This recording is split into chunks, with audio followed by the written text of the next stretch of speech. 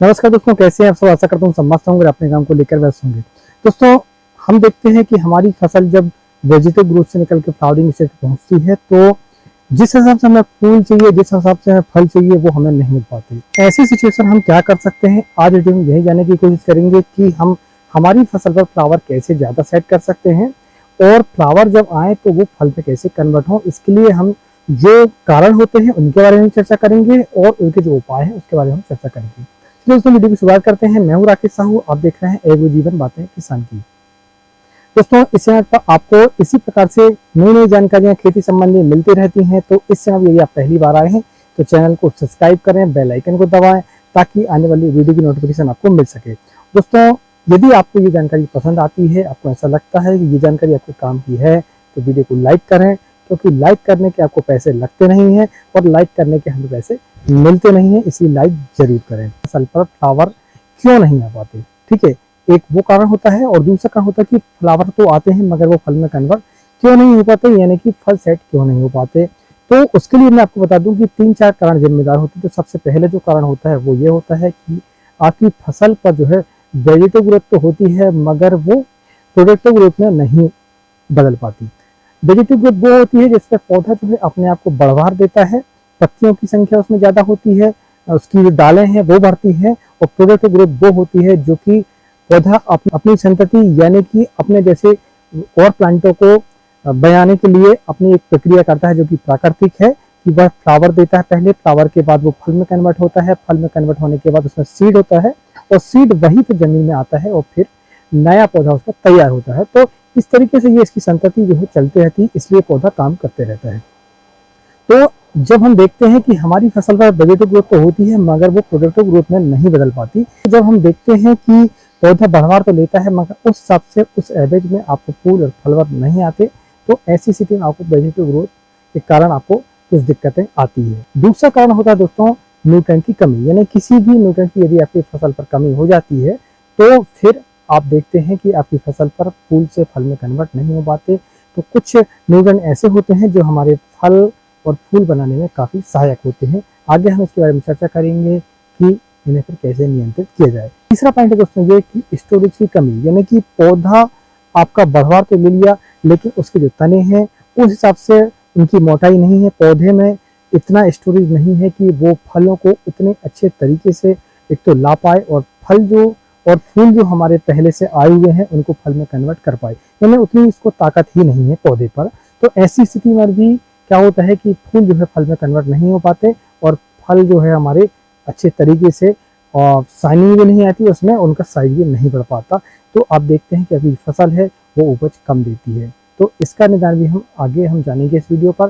तो पहले दोस्तों वाटर मैनेजमेंट, जब आप अपनी फसल पर एक समय जो कि फ्लावर्स का समय होता है हमारा, उस समय पर यदि आप वाटर मैनेजमेंट नहीं करते, यानी कि पानी या तो ज़्यादा देते हैं या फिर बहुत कम देते हैं, तो ऐसी स्थिति में भी आपके जो फूल हैं वो फल में कन्वर्ट नहीं हो पाते। जिस समय पर फूल की स्टेज हो उस समय पर आपको पानी जो है बिल्कुल मैनेजमेंट करके देना होता है, यानी कि पानी बिल्कुल कम भी नहीं होना चाहिए और ज़्यादा भी नहीं होना चाहिए। तो ये रहे मुख्य कारण 4 जो कि फ्लावर को फल में कन्वर्ट करने के लिए जिम्मेदार होते हैं। अब हम चाहते हैं दोस्तों इसके उपाय कि हम इसके लिए क्या कर सकते हैं। तो पहला जो पॉइंट है दोस्तों वो ये कि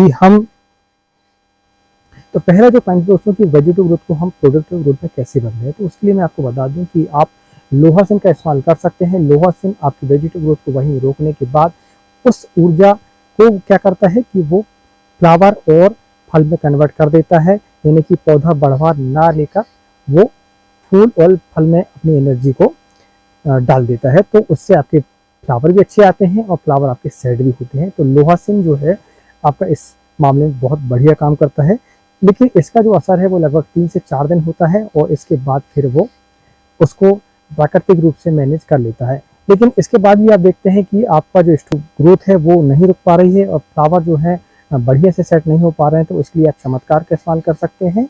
और आप यदि चमत्कार का इस्तेमाल करते हैं तो आपकी जो वेजिटेटिव ग्रोथ है वहीं की वहीं रुक जाती है काफ़ी समय तक के लिए, लगभग 15 से 20 दिनों के लिए आपकी जो ग्रोथ है वो रुक जाती है और वह जो ऊर्जा है वो हमारी फ्लावर और फल में कन्वर्ट हो जाती है। इसके बाद भी यदि हम देखते हैं कि हमारी फसल पर फिर भी उस हिसाब से काम नहीं हो पाता है और हमें वेजिटेटिव ग्रोथ भी चाहिए और साथ में हमें फ्लावर और फल भी चाहिए। तो ऐसी स्थिति में आप गोदरेज डबल का इस्तेमाल आप कर सकते हैं, जिसका जो उपयोग है आप पौधे पर किसी भी स्टेज पे आप कर सकते हैं। गोदरेज डबल का कि वो नियंत्रित करता है और जितनी आवश्यकता पौधे को होती है उतनी भी ग्रोथ भी लाता है, साथ में फल जो है उसमें बढ़िया परिपक्व होते हैं और फ्लावर भी बढ़िया सेट होते हैं, यानी जितने भी आपके फ्लावर लगते हैं वो फल में कन्वर्ट हो जाते हैं। तो उससे हमारे जो उपज है वो काफ़ी प्रभावित होती है। तो इस तरीके से आप पहले पॉइंट को मैनेजमेंट कर सकते हैं। दूसरा जो उपाय दोस्तों वो है न्यूट्रिएंट प्रबंधन। न्यूट्रिएंट हम देखते हैं कि हमारे भारत की ज़मीन पर बोरान की काफ़ी कमी है, तो बोरान की डिफिशियंसी जब हमारे पौधे पर होती है, हमारी ज़मीन पर होती है, तो पौधा आपको जो है फल एक तो बढ़िया नहीं देगा जितने फ्लावर हैं उस हिसाब से, और कभी कभी तो फ्लावर भी उतने नहीं आते। तो इसलिए आपको जब भी आप देखते हैं कि आपकी फसल पर फ्लावरिंग स्टेज स्टार्ट होने वाली है, तो आप जो है कम से कम 1 केजी बोरान आप पर एकड़ के हिसाब से ड्रिप के माध्यम से दें, और कैल्बी यानी कि कैल्शियम और बोरान का एक चिलेटेड वाला स्प्रे आप जरूर आवश्यक रूप से लें, जिसकी जो मात्रा है वो लगभग 400 ग्राम पर एकड़ के हिसाब से आपको लेनी होगी। तो कैल्शियम और बोरान को जब आप लेते हैं अपनी फसल पर, तो आप देखते हैं कि आपके जो फ्लावर हैं वो फल में कन्वर्ट अच्छे से हो जाते हैं। इसका दूसरा न्यूट्रिएंट जो होता है दोस्तों वो होता है फास्फोरस। फास्फोरस भी हमारे फल और फूल को बढ़िया साइज में लाने के लिए और फ्लावर ड्रॉपिंग की जो समस्या है उसको हल करने के लिए काफ़ी जिम्मेदार होता है। तो आप देखते हैं कि आपको जिस समय पर फ्लावर आपके आ रहे हों या आने वाले हों उस समय पर फास्फोरस की मात्रा आपको बढ़ाना है और पोटास और नाइट्रोजन की मात्रा को आपको कम कर देना है। तो इससे आपके जो फ्लावर हैं वो ड्रॉप भी नहीं होंगे और वो अच्छे से फल में कन्वर्ट भी हो जाएंगे। तो इस तरीके से आप मैनेजमेंट यदि करते हैं तो आप देखते हैं कि आपकी जो फसल है वो फ्लावर भी उसमें बढ़िया आएंगे और वो फल में कन्वर्ट भी बढ़िया तरीके से होंगे। आप जिंक का उपयोग भी इसके लिए कर सकते हैं। कुछ फंगीसाइड होते हैं जैसे कि हमारा कुमानेल है सिंजेंटा कंपनी का, उसमें भी जिंक होता है, तो यदि इसका भी इस्तेमाल करते हैं तो आप देखेंगे कि फ्लावर आपके बढ़िया से सेट हो जाते हैं। और इसके लिए आप जो है रोको फंगीसाइड का भी इस्तेमाल करते हैं तो भी बहुत बढ़िया रिजल्ट मिलते हैं। इसके रोको आप फ्लावरिंग स्टेज पर बड़े आसानी से कर सकते हैं।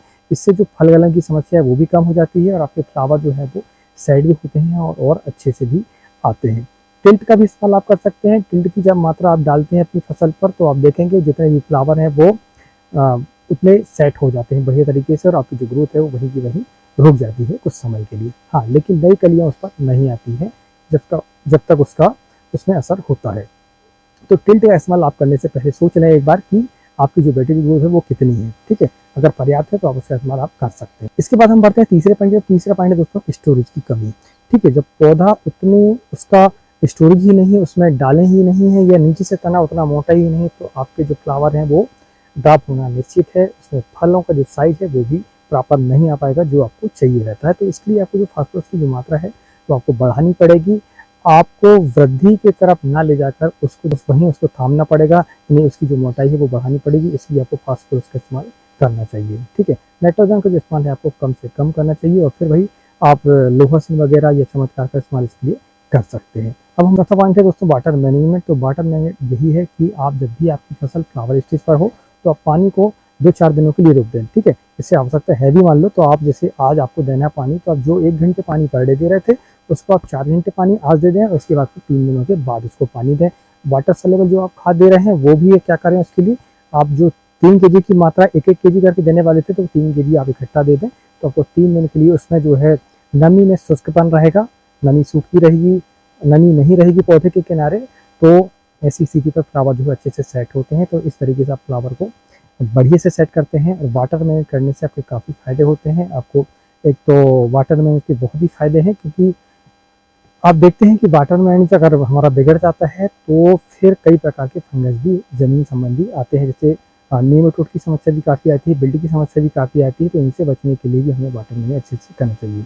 दोस्तों, ये रहे कुछ उपाय जो आपको मैंने बताए हैं अपनी फसल पर फ्लावर को बढ़िया से सेट करने के लिए और फलों के साइज के लिए। ठीक है, यदि ये वीडियो आपको अच्छा लगा हो तो वीडियो को लाइक करें। चैनल यदि आप पहली बार है तो चैनल को सब्सक्राइब करें। ये जानकारी आपको कैसे लगी प्लीज़ कमेंट करके बताएं।